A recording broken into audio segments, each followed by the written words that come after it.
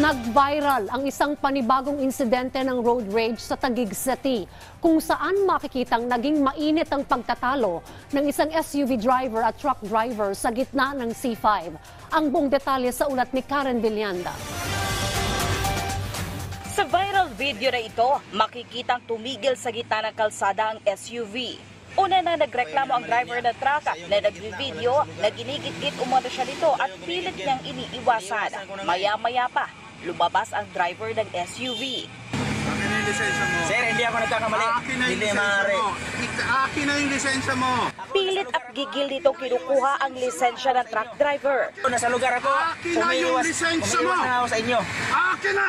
Nagulat pa ang driver nang pagbintangan pa siya nga nasa impluwensya siya ng illegal na droga. Nakadrugs ka pa. Akin na yung lisensya mo. Bago ka. Akin na yung lisensya mo. Akin na yung lisensya mo. Papatayin mo kami? Papatayin mo kami? Pag pulang-pula mata mo, nakadrugs ka ba? Rinig din sa video na sinabi ng galit na SUV driver na wala sa linya ang truck driver. Naputol ang video ng manggigil ang SUV at tila hahablutin ang cellphone ng truck driver.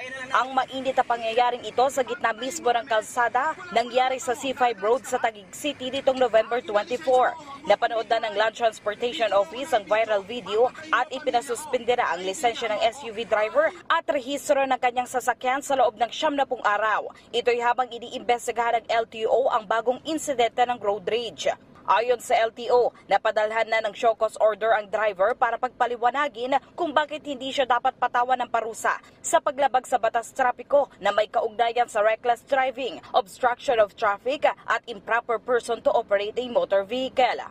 Ipinatatawag rin siya sa LTO-NCR bago mag-December 4.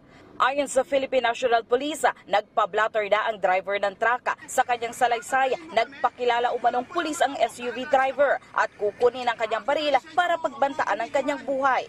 Pero itinanggi ng PNP na pulis ang driver dahil wala ito sa kanilang database. Kinakailangan lamang ng sinumpa ang salaysay ng biktima para masampahan ng kaso ang SUV driver ng usurpation of authority. Muli naman nagpaalala ang PNP na tanging traffic enforcers, LTO at mga pulis sa ipinakalat ang LTO ang maaaring manghingi ng lisensya sa isang motorista. Karen Villanda para sa Bayan.